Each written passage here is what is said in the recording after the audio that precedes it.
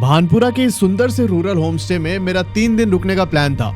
अगली सुबह चाय नाश्ता करने के बाद मैं, श्रवण जी और प्रेम भैया बैजनाथ मंदिर की तरफ निकल जाते हैं। यहाँ आकर पता चला कि इस बैजनाथ मंदिर के अंदर स्थापित शिवलिंग को 13वीं शताब्दी में ढूंढा गया था। पर मंदिर के इतिहास में एक इंटरेस्टिंग मोड़ तब आता है जब यहाँ पर अंग्रेजों का शासन हुआ। अगर मालवा एक ऐसा रीजन है जो कि एक प्रोमिनेंट ट्रेड रूट होने के साथ साथ दक्षिण भारत में एंटर करने का एक बहुत ही मुख्य मार्ग था। इसी वजह से अंग्रेजों ने अगर मालवा के इस टाउन को छावनी में तब्दील कर रखा था। सन 1838 की बात है। उस समय ब्रिटिश आर्मी के लेफ्टिनेंट कर्नल मार्टिन इस एरिया के कंपनी कमांडर हुआ करते थे। इस मंदिर से कोई 2.5 किलोमीटर दूर वो अपनी पत्नी के साथ एक सरकारी क्वार्टर में रहा करते थे। और इसी बीच इतिहास एक करवट लेती है दोस्त। सन 1839 में ब्रिटेन और अफगानिस्तान के बीच भयंकर युद्ध छिड़ जाता है। लेफ्टिनेंट कर्नल मार्टिन को आदेश मिला कि आप अपने ट्रूप्स के साथ अफगानिस्तान बॉर्डर पर जाकर युद्ध लड़िए। कर्नल मार्टिन को युद्ध पर गए हुए कोई 2-2.5 महीने हो चुके थे। अब यहाँ ऐसा सिस्टम था कि हर 10-15 दिन पर कर्नल मार्टिन एक खत लिखते थे कि उनकी कंडीशन कैसी है। वो एक चिट्ठी में लिखकर एक संदेश वाहक के द्वारा अपनी पत्नी को भिजवाया करते थे। ये सिलसिला करीब 2.5-3 महीने तक चला और एक दिन अचानक कर्नल मार्टिन का खत आना बंद हो जाता है।